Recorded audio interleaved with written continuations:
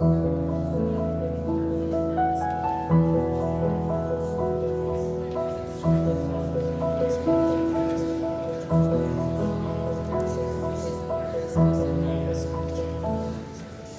morning, First Universalist.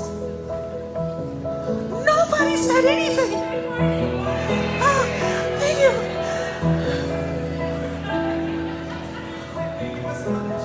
Yeah, let's try it again. Good morning, First Universalist. Thank you. Please rise and body your spirit. Let's sing our opening hymn, Blue Boat Home.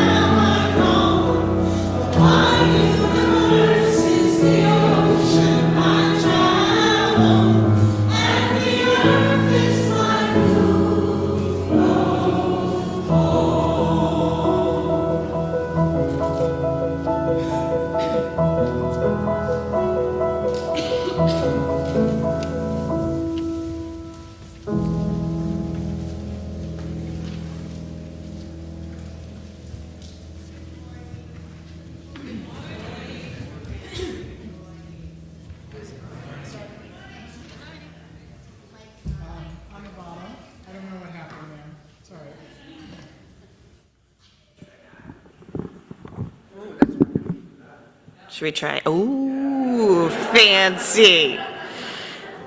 It was loud. Good morning. Wow, we got a lot of practice with that. My name is Ashley. I use she, her pronouns, and I am one of the ministers among you this morning.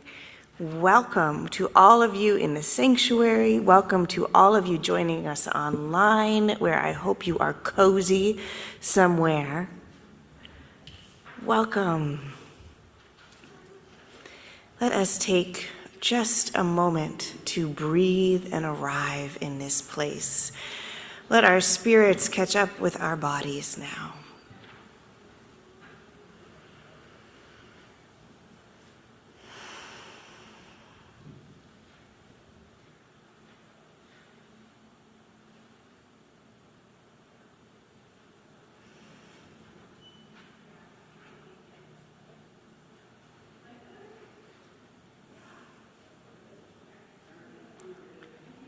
couple quick announcements. First of all, if you love Blue Boat Home, how many of you love Blue Boat Home?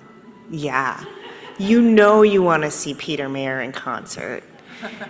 January 25th, find your tickets on the website. It's a fundraiser for the artists who are making revolution irresistible in these times and also for this community. Please, please join us. And we also have another opportunity to make community real and joyful. Rosanna, will you announce?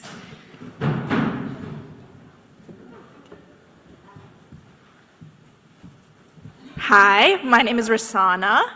I am a part of our youth leadership team, and we are kickstarting the stewardship season with a prom fundraiser. So this is a prom for all ages. The theme is through the ages, and there will be food and dancing and community and a raffle.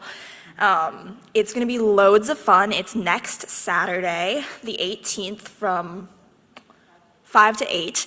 And you all should come. It's going to be so much fun. And yeah, that's all I have to say about that.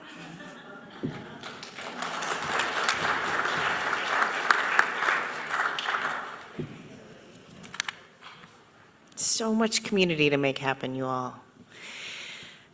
Let us ground in our practice now of lighting the light, the chalice that leads our way.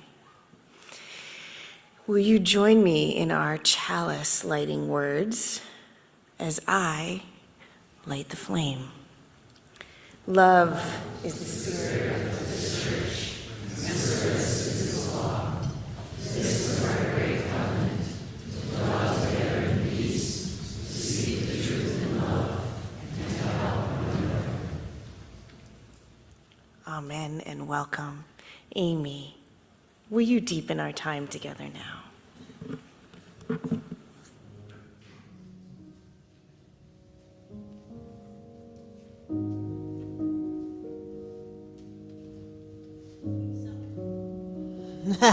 There it is. We live in a time where we have the advantage of technology. When you are trying to find a place that you've never been before, what do you use? Google Maps or some form of GPS. Yes? Before we had GPS and Google Maps, what do we use? Paper maps, perhaps. Before there were paper maps, what did you use? We didn't go anywhere. You could ask for directions. Yes, the stars, precisely. We are, as we embark on our new year, and we are finding our way through this year, I want to invite us to give ourselves our own word star, a guiding word for the year. For example, for me, this will be a year of blank. And then you can fill in that blank with your word for the year. I might choose calm. I've chosen actually flowering, but we can talk about that one-on-one if you like. But yeah, a word as a guiding idea for your year to come back to when times may be a little bit difficult, or if you find yourself driving the struggle bus. I can look to my star word and it will help direct me toward safety and ease. So, your word. You got a piece of paper, right? I hope. If you did not, please wave your hand and someone will come bring you something to write with and on. And so, please take a moment, sit in silence, hear your word, choose your word if you like. And when you have your word or phrase, please make a star on your paper and put your word there. I leave you in silence now to complete your task.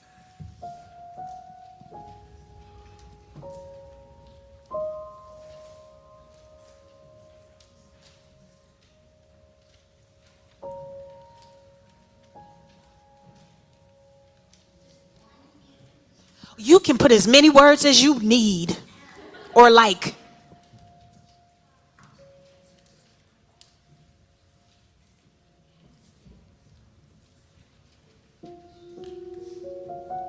We still have someone on this side.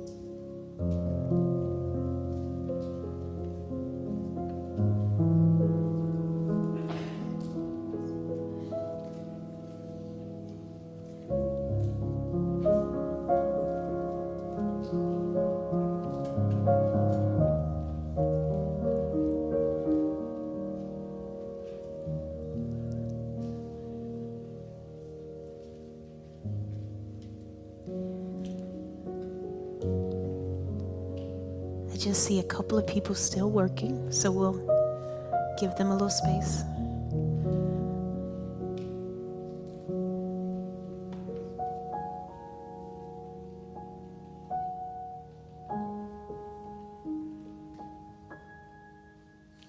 If you have your word, please take it and put it over your heart.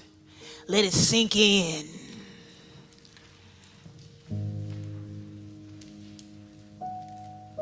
I think we're ready. Would anyone like to share your guiding word for the year? Yeah.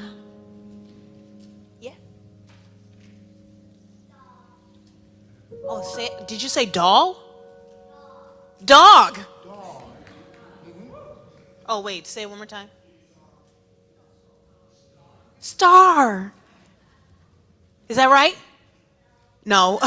Let me come to you. What did you say? Oh, she did say dog. Dog, y'all. Any other words? Guiding words? That's a good one. Peace, I heard. Adventure. Yes. Growth. Hope. Yeah. Resilience and love. Empathetic inquiry. Yes. Joy. Joy as an act of resistance. Thank you. Persistence. Yes. Self-love. Breath and connection. Yeah.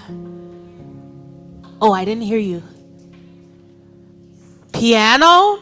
Yes. Dog and piano. Excellent guiding words. Yes. Interdependence. Asking for help. Thank you. Yes.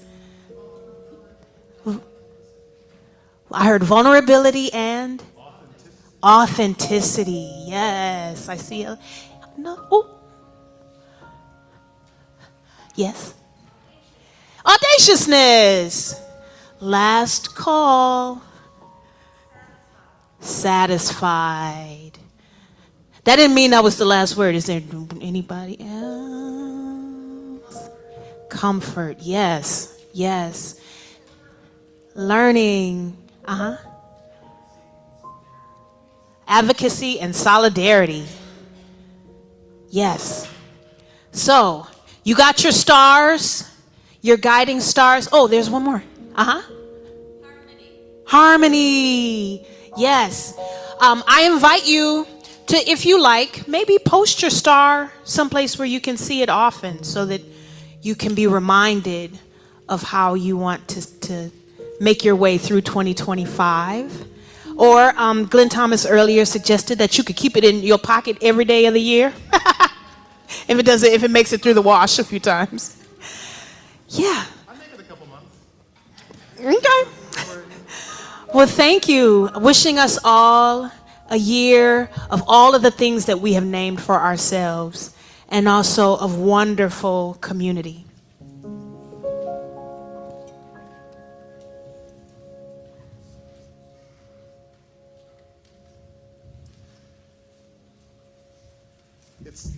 It's time for those among us to follow the light, to those youngest among us to follow the light of our chalice and to guide it toward the RE wing.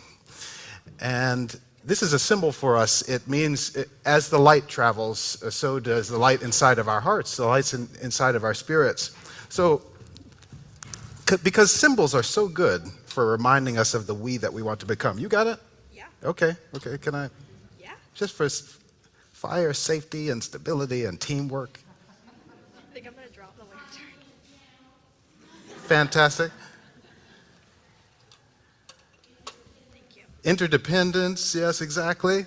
Thank you. And as the light goes, I welcome the flag bearers. Ye flag bearers, come forth. Bringeth forth the flags. I wish I had written that before. Okay, K1 is going this way. Grades 2 and 3 are going that way. 4 and 5 are going this way. And if you're in one of those grades, I invite you to follow your flag.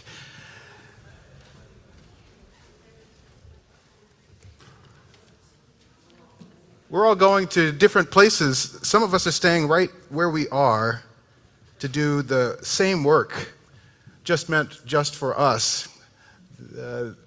The rooms that we go into are all for spiritual growth and development. Every single room we go into is an opportunity for spiritual growth. May that be ours now, and may the light of the flame travel with us in our hearts and minds always. This little light of mine, I'm gonna let it shine. Oh, this little light of mine, oh, I'm gonna let it shine.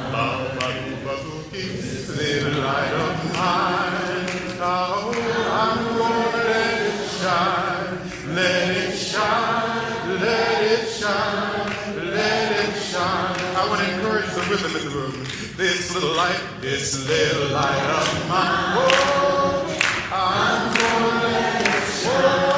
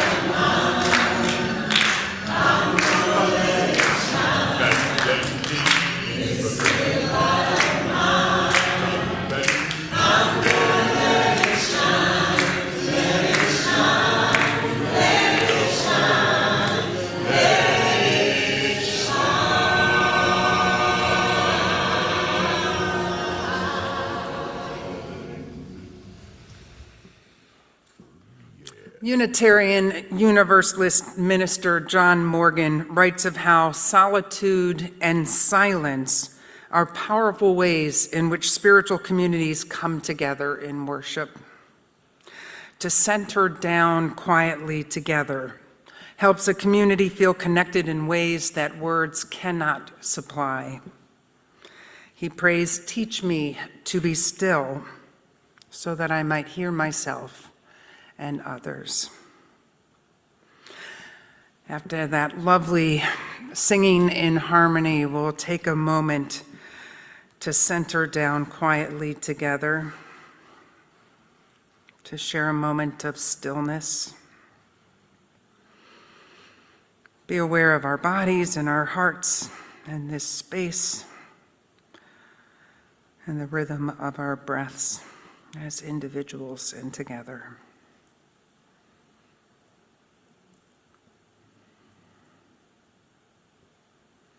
Be still,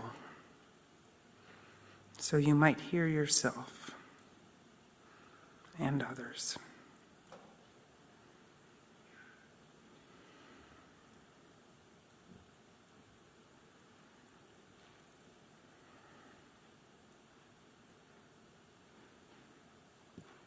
Each week we bring into this moment of silence and prayer together stories that we either hold in the silence of our own hearts or out loud as we mark together the turning of the cycle of life for us all. And we do this by listening to each other, and after each of us has shared briefly the heaviness or the joy that you are carrying, we respond by saying, "You are not alone. We are holding it together." So the circle is open for you to share. If you're here in person, you can speak out loud, either a joy or a sorrow, and I will repeat it back for the folks online.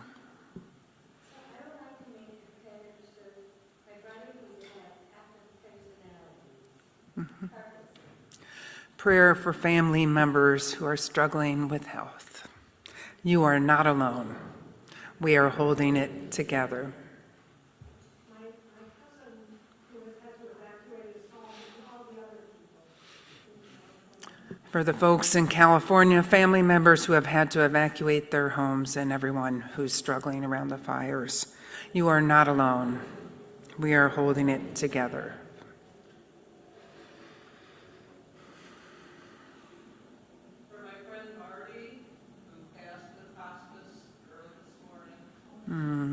For a friend who passed in hospice early this morning, you are not alone.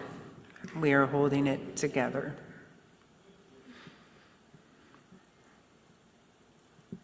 Prayers for the service workers, landscapers, the domestic workers in California whose clients have lost their homes. Prayer for the service workers and for the clients who have lost their homes in California.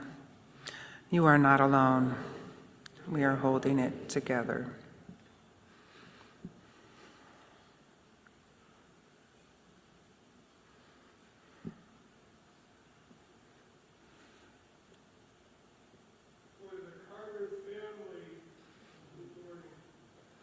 For the family of President Carter who are in mourning, you are not alone. We are holding it together.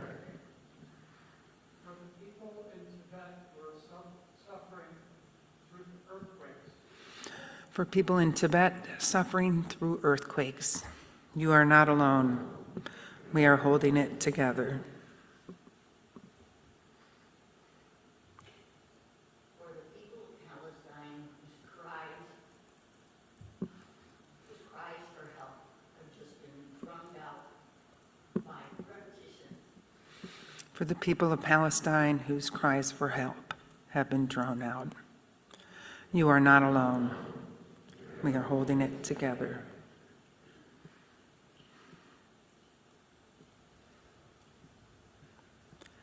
We hold Dave Junker, who had a fall last week and fractured his hip.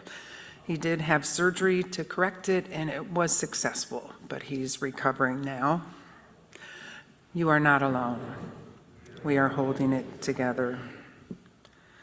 And we ask that you hold Ellis and Terry and Ollie Delaney as they care for an elder family member who had a sudden decline on New Year's. They are now navigating the difficult challenge of securing home help and memory care. You are not alone. We are holding it together. Let's join together for one more moment of silence as we acknowledge those which have not yet been spoken, both joys and sorrows.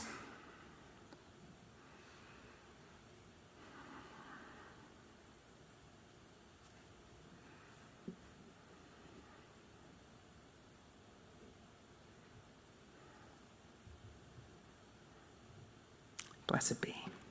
Amen.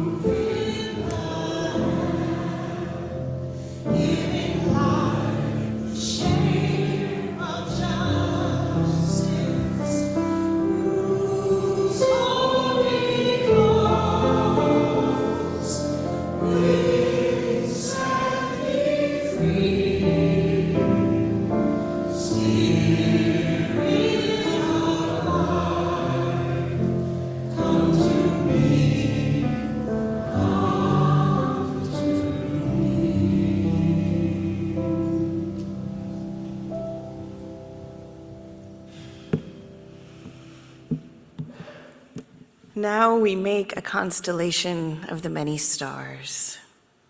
We make our gifts real through our time of offering. This week, we begin with a special opportunity brought to us by our foundation board. Nikki, would you tell us about how we can be a part of the work of the foundation?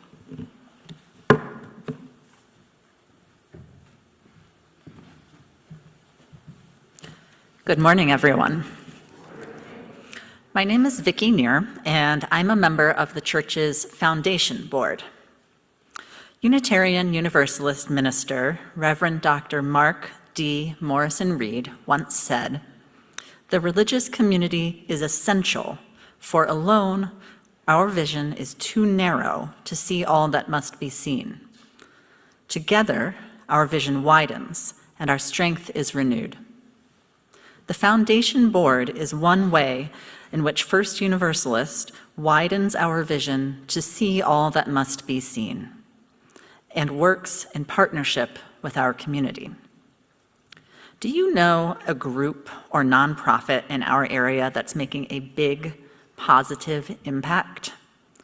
Maybe they're helping people, fighting for racial justice, tackling climate change, standing up for human rights. If you do, we are all ears. The foundation board was started in 1984 with one goal: to help make our community a better place. We do this by giving away money in the form of grants to small nonprofits working with young leaders and communities in need of a boost. Each year, we give away between $75,000 and $150,000. Each group could receive a grant anywhere from $5,000 to $20,000. We love supporting grassroots, boots-on-the-ground organizations in the Twin Cities metro area, and in the past 5 years, we have given away over $500,000. So, how can you help? It's pretty simple. If there's an organization that you think should get one of these grants, all you have to do is nominate them. You do this by going to a form on the church's website under the Faithful Action tab. The deadline for nomination is Sunday, February 2nd, and your nomination could make a real difference. Throughout January, we will have a table in the social hall after each service. It's got some sparkly garlands on it to catch your eye, and we'll be there with information and to be able to answer any questions you might have. We can't wait to see who gets nominated this year by you, our community. Together, we can make a real difference. Thank you.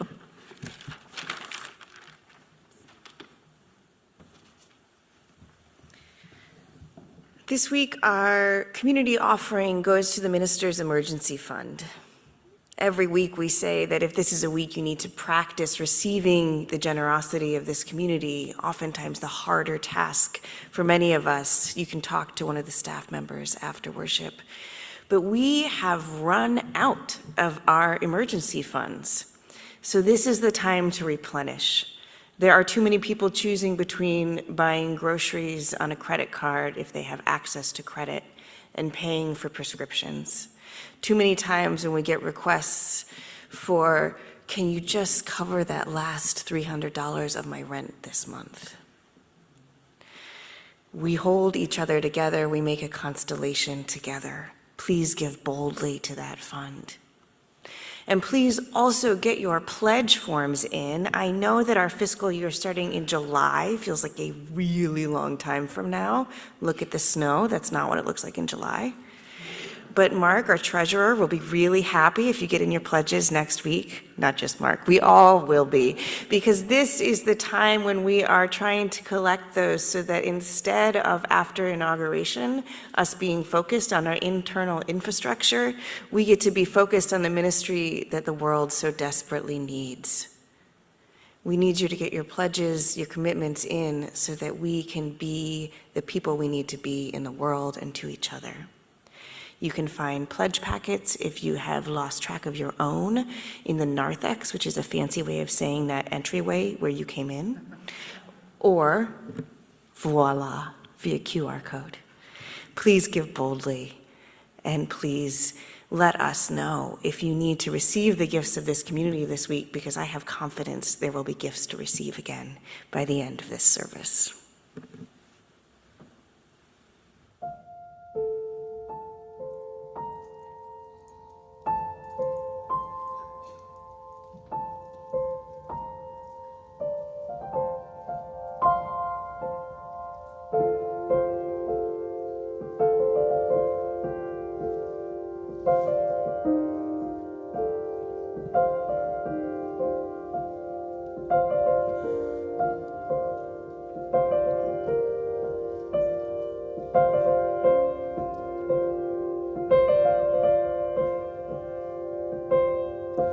I am unwritten, can't read my mind, I'm undefined. I'm just beginning, pins in my hand, ending unplanned.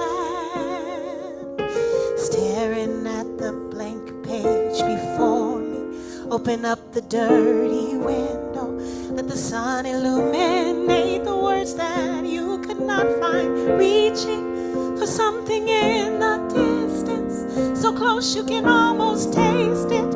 Release your inhibitions, feel the snow on your skin. No one else can feel it for you, only you can let it in. No one else can speak the words on your lips. Judge yourself in words unspoken, live your life with arms wide open. Today is where your book begins, the rest is still unwritten.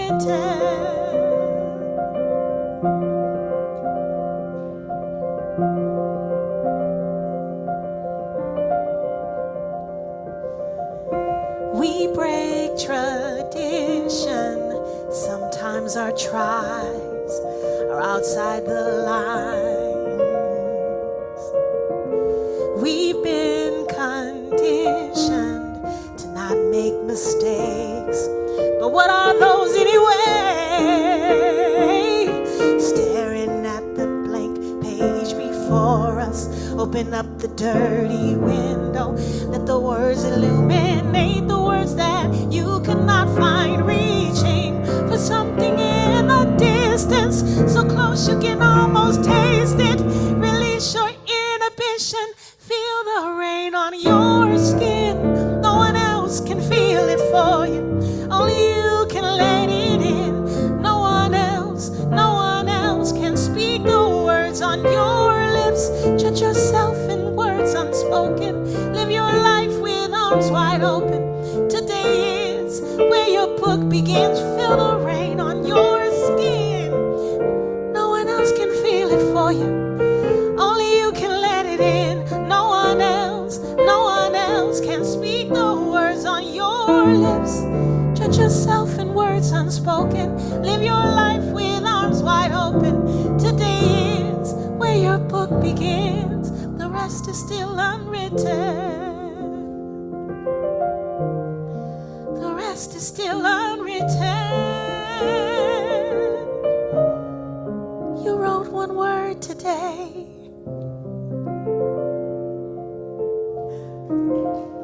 The rest is still unwritten.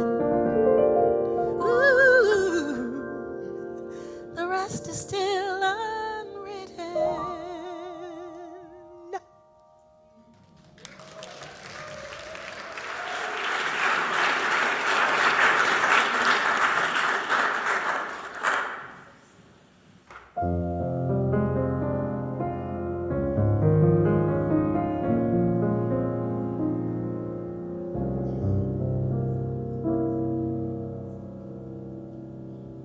Find a stillness, hold a stillness, let the stillness carry me.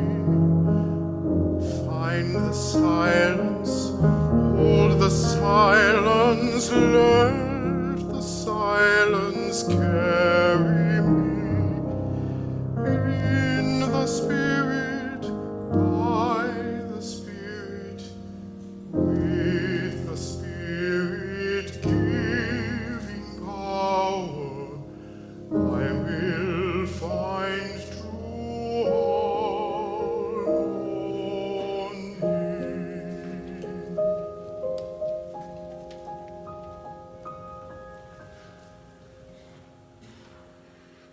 Hear these words from the book of Matthew in the Second Testament of the Christian Bible, a text cherished in this congregation's ancestral history.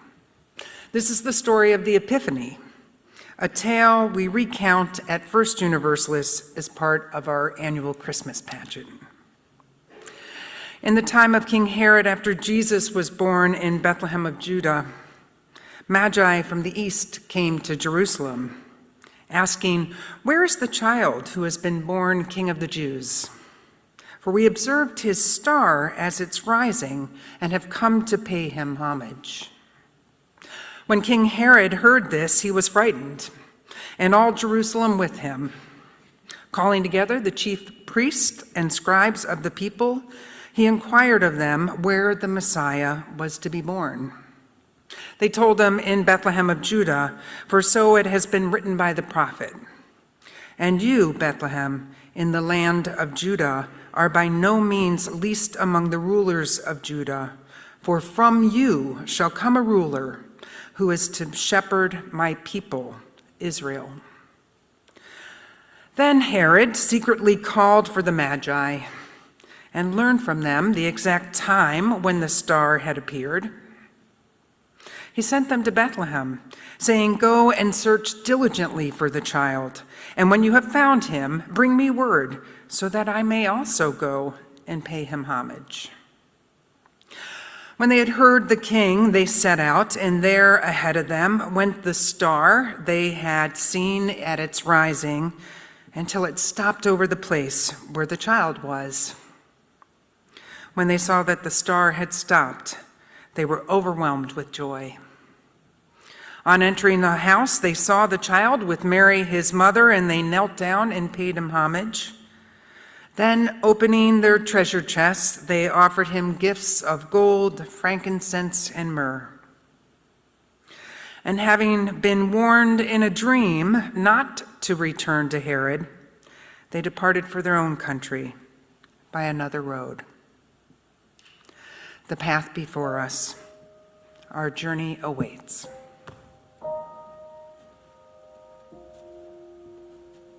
Seek the essence, hold the essence, let the essence carry me.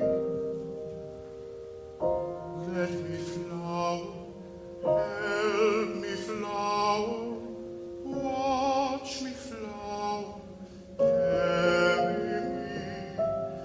In the Spirit, by the Spirit, with the Spirit giving power, I will find true harmony. Hear these words from contemporary wisdom text. Wintering by Catherine May. Plants and animals don't fight the winter. They don't pretend it's not happening and attempt to carry on living the same lives they lived in summer. They prepare, they adapt, they perform extraordinary acts of metamorphosis to get them through. Winter is a time of withdrawing from the world, maximizing scant resources, carrying out acts of brutal efficiency, and vanishing from sight. But that's where the transformation occurs. Winter is not the death of the life cycle, but its crucible. Once we stop wishing it were summer, winter can be a glorious season in which the world takes on a sparse beauty and even the pavements sparkle. It's a time for reflection and recuperation, for slow replenishment, for putting your house in order. Doing those deeply unfashionable things, slowing down, letting your spare time expand, getting enough sleep, resting is a radical act now, but it is essential. This is a crossroads we all know, a moment when you need to shed a skin. If you do, you'll expose all those painful nerve endings and feel so raw that you need to take care of yourself for a while. If you don't, then that skin will harden around you. It's one of the most important choices you'll ever make. The path before us, our journey awaits.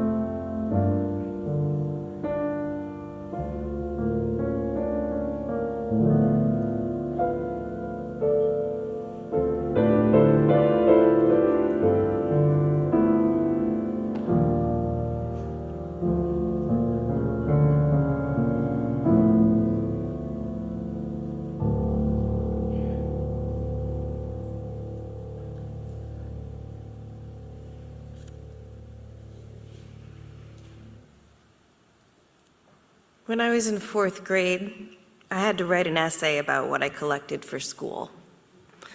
But there was a problem. I didn't collect anything. No stamps or stickers or coins for me. I felt like I had failed the assignment before I even started. But I had just returned from a trip to visit my great-grandmother Vera. She was in her 90s at the time. Not the warmest of humans. Her most enduring love language was criticism. Like the sharp knuckle she was known to push into the middle of her grandchildren's backs as she reminded them to please sit up straight. I'm grateful that by the time I knew her well, she had mellowed. She had finally let her red hair recede into a gentle white. She still took half and half in the place of milk in her cereal every morning and drank scotch every evening. But the in-between was filled with a little more room for laughter. I loved getting her going, telling family stories. I don't remember who it was who was the sleepwalker as a kid, maybe my grumpy grandfather, but I loved that one because it got us both going with the giggles every time. He got all the way down the block on his bike. Or the ones about my mom and how she would never eat her liver. Really? Who can blame her? But would sneak it to the dogs under the table and think nobody knew, but everybody knew. Or about my great-grandfather, who I never met, and how he gave away all his ties every year at Christmas, laying them out on the stairs and letting all the young boys pick the ones they wanted to grow into. She didn't talk about feelings, but she talked about love every time she told these stories, in her own way.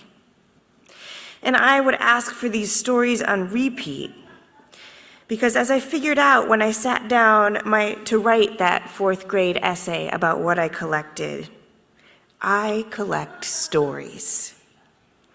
The world is made of stories. People are made of stories, and I wanted to listen to them all. I did this at church, too. I was that kid who didn't want to go to Sunday school because I didn't want to miss the sermon. I was a little nerdy. I'm still a little nerdy. It was the 1980s. It was a time of another kind of corrupt Christianity in the White House. Think Anita Bryant. May she too rest in peace. I had 2 moms, and we were a predominantly queer church living with the ravages of AIDS among us. The stories from the pulpit were not Anita Bryant's evangelical Christianity for the few chosen and morally pure ones. Instead, they told me I came from thousands of years of people who didn't let the larger dominant culture narrative run their lives. There may be one loud story that shamed us queer folks and was the backdrop of policies that were literally killing us. But there were thousands of stories across thousands of years of people reading the Bible or hearing the Bible stories and listening for how to live beautifully in resistance together. Each week I would fall into those stories and the longings and visions and dreams they held of what had been and what might still be possible, and then tuck them away in my story collection until the next week. It wasn't until seminary that I learned what I already knew. Sacred texts are made for awake dreaming, to spur our moral imaginations. They invite us to ponder ourselves and our world anew so we can transform our deepest knowing into a lived vision. Today, white Christian nationalism knows this. It seeks to own these Bible stories as a tool of intimidation and power, making one story where there could be so many. It deals in the currencies of binaries and bad guys. But as I prayed on this text this week, I found myself in many visions of what it might look like if the people and places in these stories were alive today. I was immersed in the images of what these characters might look like if they were in bombed-out Gaza. The Magi became aid workers in my mind's eye. They arrived at night from far away, following not stars, but the light of exploding bombs. They found many holy families huddled in the rubble, bringing them gifts not of frankincense and gold and myrrh, but food, water, medical care. I found myself meditating on the wildfires in California, imagining the Holy Family as fire evacuees, human and animal. The terrified and power-hungry in charge in this version of the story were not kings, but the oligarchs of capitalism creating the conditions of climate change, causing this moment of apocalyptic fires. The Magi were the ones moving towards the destruction to offer water, water, and more water. I found myself falling back in time to the first Trump administration, to the photos of children of refugee families separated from their parents in cages in Texas. I imagined Mary trying to muster all her post-labor strength to hold and hide her baby from authorities in the desert. I imagine the protesters of those detention centers as the wise people, not able to actually get inside with their gifts of dignity and hope and resistance, but present to honor the divine humanity of those inside. And you know who I imagined King Herod was. You can do this too. These stories are as much yours as anyone else's. They are made sacred by the relationship one has with them, by the lineage of people who have heard them before and found meaning there. You too can ask, where is this story alive today? Or even, who am I in this story? Am I Mary, exhausted, overjoyed, and protective of the wonder my body just made? Am I King Herod, so overwhelmed by my fears I want to kill every threat to my control? Am I one of the Magi, traveling long distances in the darkness because I have faith there is more love somewhere? Am I the land, weary of more bloodshed fertilizing me, tenderized by so many pilgrimages across me? Am I God in the form of a newborn, achingly vulnerable baby? Am I the star, illuminating pathways towards wisdom, crying out from unexpected places? Let us sit for just a moment in silence and imagine where each of our lives fits in the story today.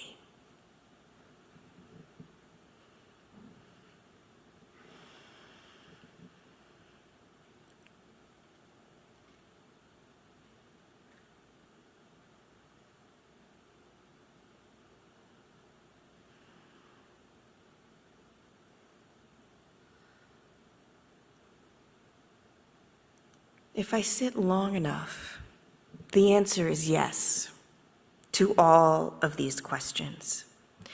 And really, perhaps the question is not who am I after all, but when am I?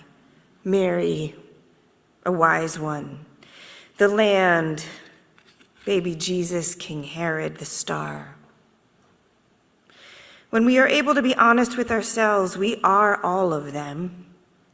And maybe that is the call of this story to this congregation now. Maybe that is the call to all of us trying to make something beautiful in resistance right now. Once upon a time, this was a story meant to confirm the divinity of Jesus alone. It was a story riddled with the symbolism and repetition of tropes from throughout the Bible, all pointing towards Jesus as the Messiah. And there is a gorgeous power here, not in the form of Christian supersessionism, but in the historic identity of Jesus as a brown, poor, arguably, though anachronistically Palestinian, Jewish baby, born to unwed, young refugee parents. What happens to the orientation of our hearts and our ethical call on our lives if we live as if that was God. And our call is to treat every brown, poor refugee baby born into war and suffering as God. All good things, all revolutionary things. But there's more for us here. This congregation has inherited a legacy of a universally present God. In the words of one of my favorite Christian theologians, eco-feminist Sally McFaig, what if we imagine the universe as God's body? In other words, God's body includes Jesus' body, but also Mary's and the stars and the land and the animals and the wise ones and even King Herod. I find myself this Epiphany season pondering the pathway to that God, to that love, to that revolutionary way of being that can breathe through even the corruption of King Herod. How do we get there? We start by going gently with ourselves. We enter the story where it's easiest to find empathy. Who or what do you identify most quickly within this story? For me, it's Mary. Finding my way into the story of parental exhaustion and joy, of a very different birth than birth plan. I'm sure she was not planning on that manger. Of another kind of queer family. One might say Jesus had a donor dad too. Of slightly strange gifts given to a child by well-meaning strangers, I can imagine my way pretty easily into Mary's heart. Whose story is easiest for you to enter this morning? Really imagine. We can only start with ourselves and our own experiences. From there, we can find our way to the lives of those who seem furthest away from our own. Side note, this is indeed an advertisement for the IDI, the Intercultural Developmental Inventory tool we're using as a congregation to grow our capacities individually and collectively to relate to each other across cultural differences. Please do sign up to take the assessment. Please, please, please. For me, the person in this story who feels most outside my lived experience, most outside my culture of reference, is King Herod. The organizer in me wants to destroy the structures of power that keep him propped up, keep him empowered to kill children in the next chapter of the Bible we aren't reading today. And if the universe is God's body, how does King Herod express God's wisdom? And more uncomfortable question, how does King Herod live in me? When I react and act only from fear, when I seek to maintain my own power instead of sharing it, when I self-isolate because it seems safer for a time, when I surround myself only with people who agree with my actions, who repeat back to me the single story that I too believe. Now, I do not have the power, and none of us have the power to cause the kind of carnage King Herod did. But we all have the capacity to cause emotional carnage on a much smaller scale. And it is a scale that grows into huge material consequences so quickly when the various forms of cultural and positional power are added into the mix. I wonder when King Herod had the chance to choose a different way and didn't. This is a crossroads we all know, a moment when you need to shed a skin. If you do, you'll expose all those painful nerve endings and feel so raw you need to take care of yourself for a while. If you don't, then the skin will harden around you. So says Catherine May in her gorgeous book, wintering, the power of rest in retreat in difficult times. What skin did King Herod need to shed? What pain needed care and instead calcified all around him? We will never know this story of Herod's, but we can know our own. We can, as Catherine May invites us, find new ways of living inside the winters, the fallow periods of grief and loss and pain of our lives. We must stop trying to ignore the winters of our lives, she says. They are real, and they are asking something of us. We must learn to invite the winter in. We may never choose to winter, but we can choose how. What if King Herod had learned how to winter? To slow his own grief and rest there and see what it might have to say to him. To let himself be loved, if nothing else by the quiet of the dependable dawn, by the earth beneath his feet when he felt completely unlovable. There was a moment in the story when the Magi and King Herod must have been in the same room. King Herod sends them to find the baby. But here is where their stories diverge. King Herod stays armored in his halls of power. The Magi leave for a journey they could only take in the long night, in the dark, wintering rhythms of the earth's cycle, following a star in the east.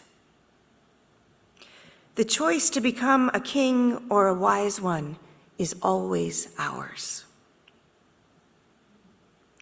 The Magi slow to the star's pace.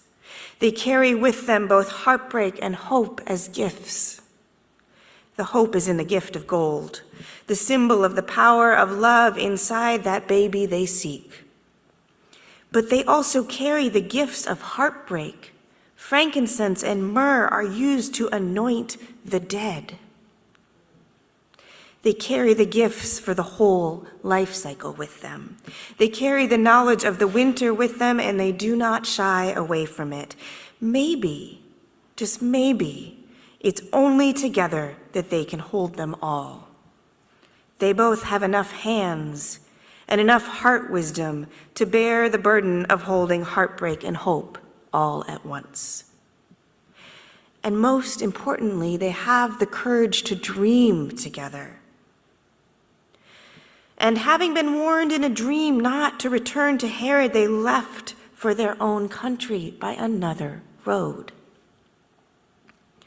This capacity for dreaming, I think, is ultimately the difference between what makes a King Herod and what make the Magi. The truth is that the visions we inherit, the visions from others that we live inside of, can only recreate the world as it already is, says the Black queer contemporary writer and somatic practitioner Prentice Hempel. King Herod is living inside the well-worn paths of other people's stories and dreams of how power should work. He's living inside a single story of a single king, a single savior, a single narrative of binaries and bad guys and fear that had no place to winter and rest. We need visions within us that make our stomachs quiver and cause us to come alive, continues Hempel. Only then can we show up more authentically, reshape the contours of our community, rework the structures of our world. Hempel ends. The Magi do not come back to the halls of power despite all the temptations. I like to imagine them doing a kind of walking meditation over those long nights to help them listen to their longings, or what Hempel calls what their bodies needed in order to heal and be whole. They aren't just listening to their own bodies, though. They are listening with all their attention to the world and to each other. They are listening to the star's body, to the earth's body, They are listening for the healing and wholeness of our collective being. And inside that collection of stories, they find vision. I imagine their hands on their bellies or their hearts as they walked, slowly making real in their actions what their visions were telling them.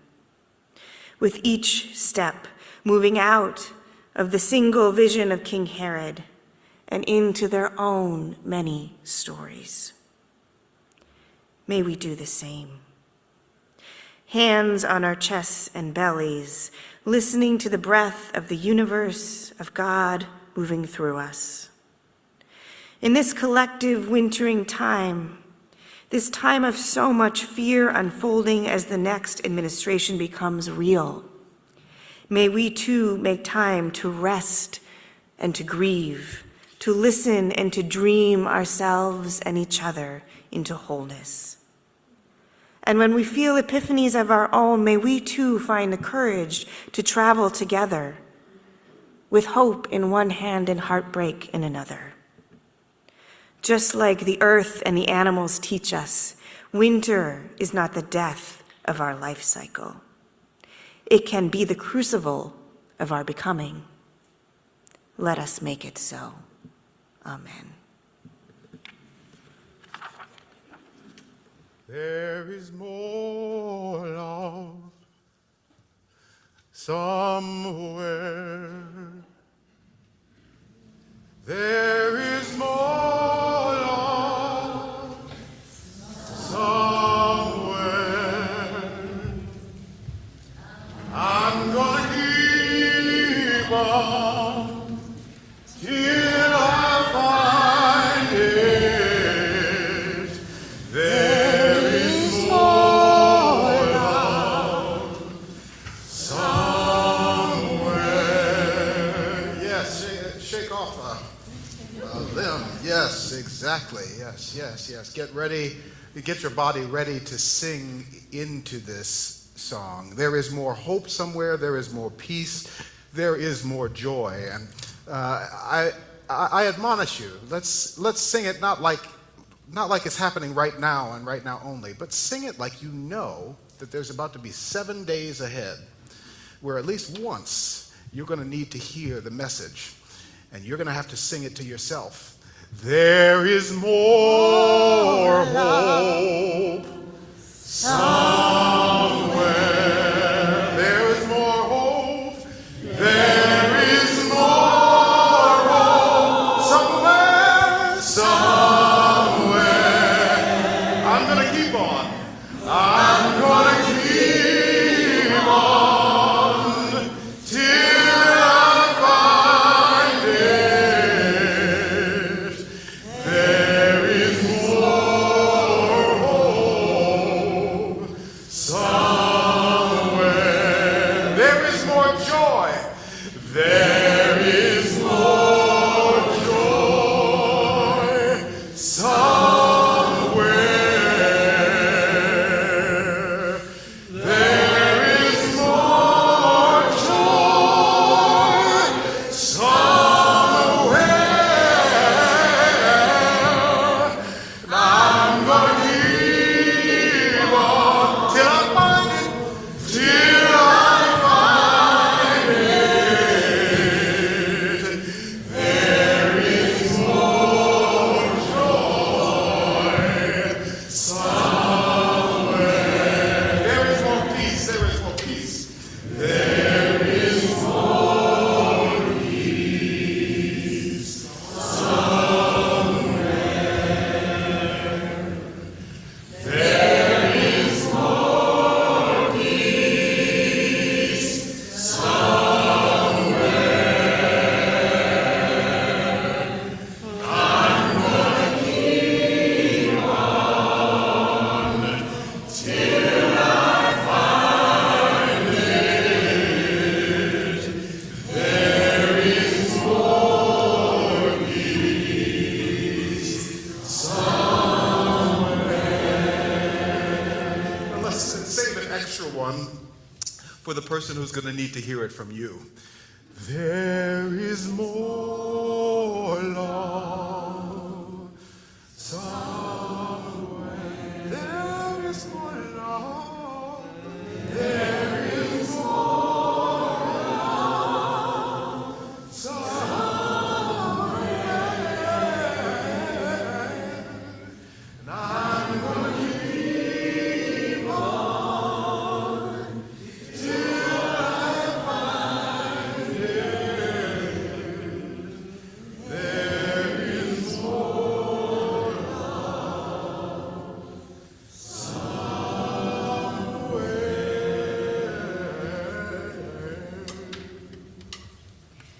When that somewhere feels far away, I remind you to put your hand on your heart or your belly. And remember the star word you found with Amy this morning. He's always there to guide you. And the stars of the night sky are there even when it is cloudy and wintry, holding you and guiding you always. Go forth to be the light, to be the coziness of the darkness, to be the peace and love the world needs. May it be so. May we make it so. Amen.